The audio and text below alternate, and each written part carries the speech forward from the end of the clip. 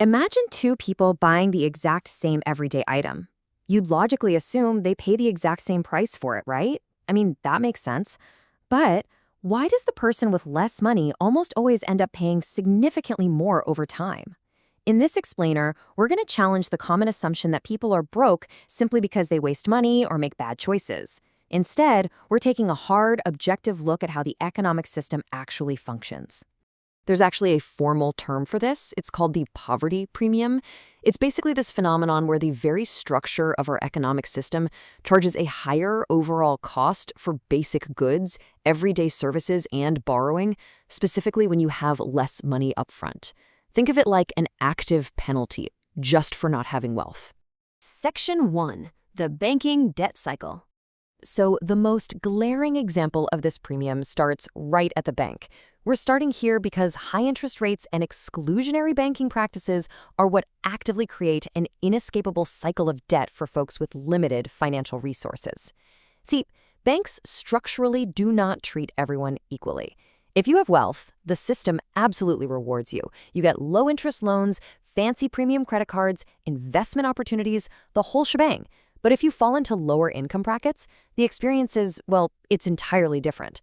You're hit with high-interest loans, penalized for having zero credit history, and they even charge you arbitrary withdrawal fees just to access your own money.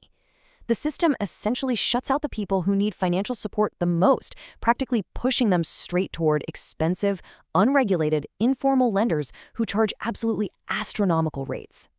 And because traditional banks don't offer reasonable supports, people are forced into this expensive borrowing. Naturally, that high-interest borrowing leads right into unmanageable debt. And what does more debt lead to? Having even less money than you started with. It's like a perfect closed loop. You get penalized with sky-high interest rates exactly because you lack funds, which pretty much guarantees you'll continue to lack funds tomorrow. Section 2. Expensive to be cheap.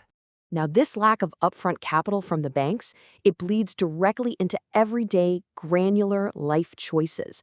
It trickles down from that macro banking level straight into grocery store aisles and shopping malls. When money is tight, your whole decision-making process is fundamentally forced to change. You can't make purchases based on long-term value anymore. You have to make them based purely on immediate survival. Let's break down the math using shoes as a classic example. Say a wealthier person buys a good quality pair of shoes for $100. Because it's solid quality, it easily lasts them 3 whole years. They buy it once, forget about it, done. But a poorer person who literally can't spare that $100 up front is forced to buy a low-quality $20 shoe. And because it's cheap, it falls apart, meaning they have to replace it every 3 months. So over those 3 years, the person buying the cheap shoes ends up paying a massive $240.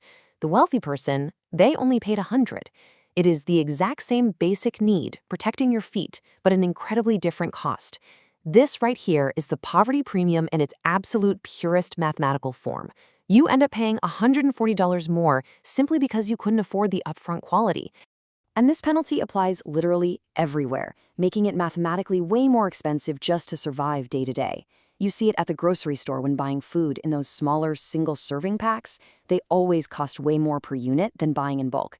You see it with mobile data, where prepaid plans are vastly more expensive per gigabyte than a standard monthly contract. You see it in cheap household appliances that break faster and need constant replacing.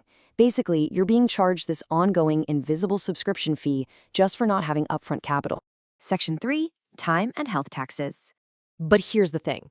The premium isn't only financial. I mean, if it were just about money, that would be bad enough, right? But poverty extracts payments in other, far more devastating currencies.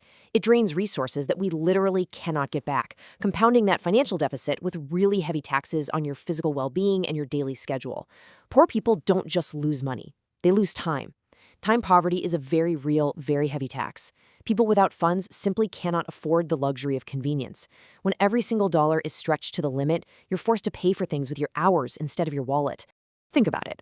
While wealthy people can literally buy back their time through faster transport, automation, and at-home services, folks with less are forced to spend their time just trying to survive. Poverty means losing hours to longer commutes on cheaper, inefficient public transit. It means working multiple jobs. It means waiting in incredibly long lines for basic administrative services, or spending your evenings duct taping and repairing those cheap items that just keep breaking. You are bankrupting your daily 24 hours just to maintain the status quo. And man, this profound exhaustion spills right over into basic necessities like food. Cheap, highly processed options become the only affordable way to eat. Healthy, fresh, nutritious food is expensive. So when the budget is tight, people are forced into a terrible compromise, choosing immediate caloric survival over long-term health. The system essentially forces you to consume things that are actively harmful to you in the long run, simply because the healthy option is locked securely behind a paywall. Which triggers yet another vicious, really inescapable loop. Eating poor quality food inevitably leads to a higher risk of disease and illness. Illness reduces your ability to work and at the same time generates exorbitant medical bills. And those medical bills, they plunge you straight back into deeper poverty. It's a physiological cycle that perfectly mirrors that banking cycle we looked at earlier. Your health is compromised to save money, which ends up costing you everything. Section 4, Breaking the Invisible Trap. When you start pulling all these elements together, the high-interest banking debt, the premium on cheap goods, the outright theft of your time, and the toll on your physical health, the speed and intensity of these overlapping loops becomes truly overwhelming.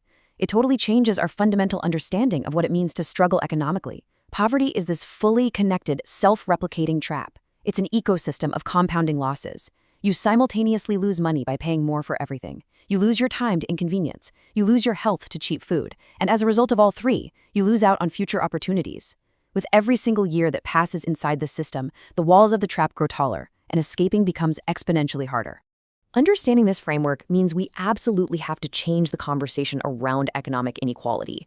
The real question is not, why don't poor people save money? For decades, that has been the prevailing societal attitude, right? Just a constant focus on individual choices, budgeting, willpower. But asking that completely ignores the mathematical reality of the system. Instead, the question we really need to be asking is, why does being poor cost so much in the first place? We have to ask why the system is built to extract the absolute highest financial premiums, the steepest interest rates, and the heaviest physical tolls from those who have the least to give. Once you shift your perspective to this systemic view, the patterns become undeniably clear. I really hope this explainer made the invisible visible for you today, because understanding the mechanics of the poverty premium is the crucial first step to actually dismantling it. Whether it's advocating for fairer banking practices, supporting community resources, or even just changing how you view folks who are struggling, seeing the pattern gives you the power to break it. So if the invisible system can now be seen, what can you change? Thanks for learning with me today.